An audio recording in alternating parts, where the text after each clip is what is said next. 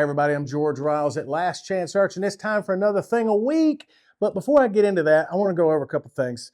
One thing, only 16% of you that are watching these videos are subscribed, and it helps us out a lot if all of you would subscribe, and it benefits you to subscribe because you'll get a notification when the next video comes out. So do us a favor, take a second, click the button. Okay.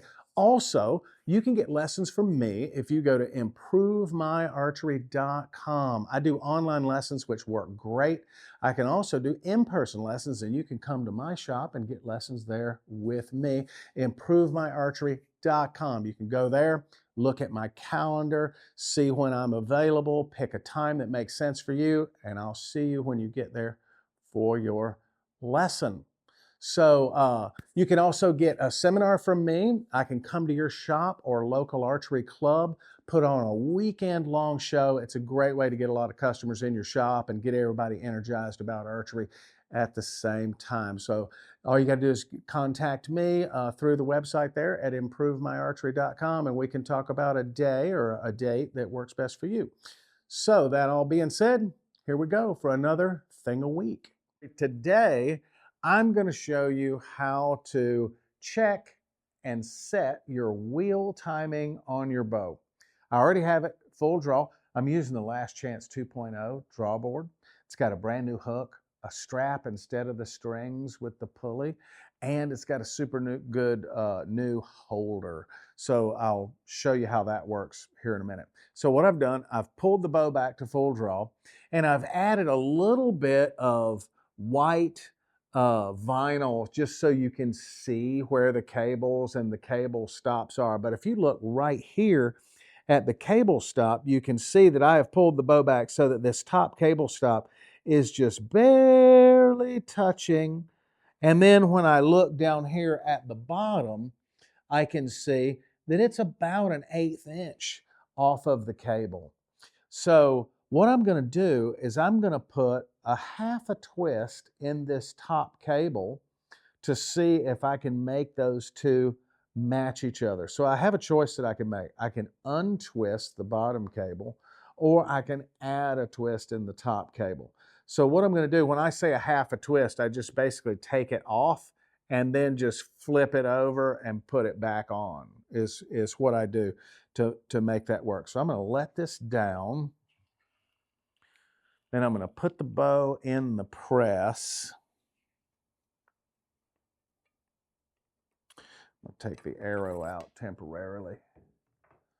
Always make sure, and I'm going to put the bow in the press backwards so that I can see the module side. That's a little pro tip. I've got the bow in the press. Now I got to get my glasses out because I need those at all times nowadays. And I'm just going to get these cables loose. I'm going to reach under here, and I'm going to take the cable off, and I'm going to determine which direction tightens the cable and it's twisting to me. So I'm going to, I said I'm going to do a 1/2 twist, but there's not a lot of twist in this cable, so I'm going to do a full twist. So if you watch right here, I'm going to put that little kink in the cable, and then I'm going to go 1 full turn, and then I'm going to straighten it back out and put it back on the bow, and then pull up in the center, kind of give it a tug, make sure everything is on, and then take the pressure off. Then I'm going to put the bow back in the holder, get my arrow. Always make sure you have an arrow in it before you pull back because you don't want to dry fire your bow.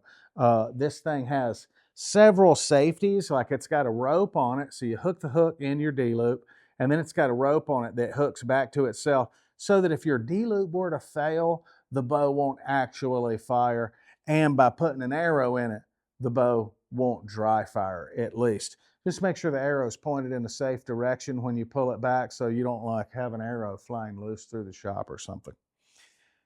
So here we go. I'll pull this back.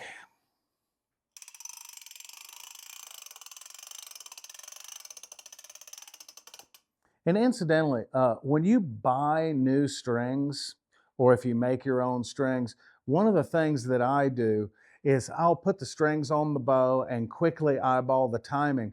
Then I'll put it in the draw board and I'll leave it at full draw overnight.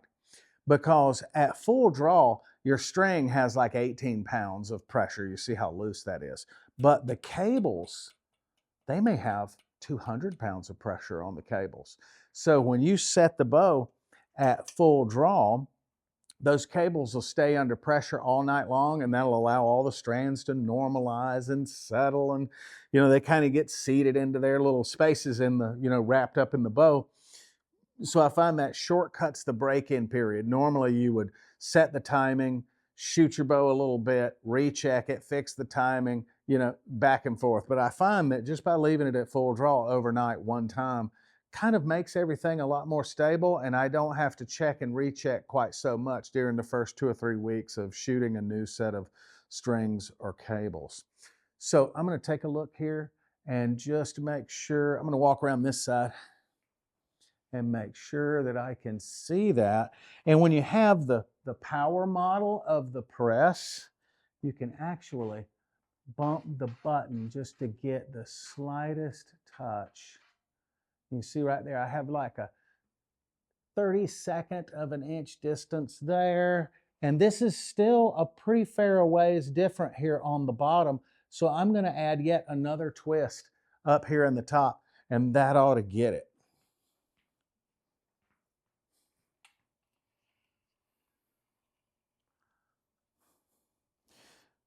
So Jonathan, have we done a creep tuning thing a week already? Okay, so refer back to the creep tuning thing a week, and that's how you can shoot in your timing. I use this method of eyeballing the timing just to get it in the ballpark and get it how I want it. But then when you creep tune, you set your timing exactly for what it needs to be. And having your timing set by using the creep tune makes your bow a lot more forgiving. All right, so while I'm making these adjustments to the cables, it occurs to me that some of you are unsure about how to tell which direction to twist the cable in order to tighten it. So I'm going to show you 2 methods. One, you can look at the string material itself. So I'm going to pull this off, and I'm going to just hold my hand right here so Jonathan can get focused on what I'm going to do, and it's right here. So if you look at the twists of the string, and when you twist it, you can see that it'll either tighten or loosen, right? And you always want to twist it in the direction that it tightens. If it's not apparent, another thing that you can do, like right here on the string, is that if I hold the string steady here and then twist this end, the serving gets harder, more stiff. But if I twist it this way, the serving gets looser. So if I twist away on this particular cable, it is untwisting the serving itself. But if I twist towards myself, it's tightening the serving. So that's the direction I'm going to pick. So I'm going to go 1, 2, 3, and then I'm going to put it on. And we'll see what that gets us. So I'll just lift up on that.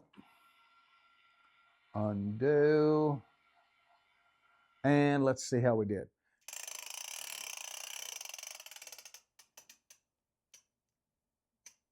All right, I'm gonna walk around here and check it on this side. And I'm gonna use the pedal to back it off just a little bit. And I like it, let me get my glasses back out. I like it when I leave just a little whisker of daylight through there, and then I just compare the distance between the two. Instead of trying to make them both touch, I just make sure that the distance is the same. So then I look up here, and then look back down here, and the distance is identical between the two. So timing is fixed. So come see us next week. That is this week's thing a week, setting your timing on your bow.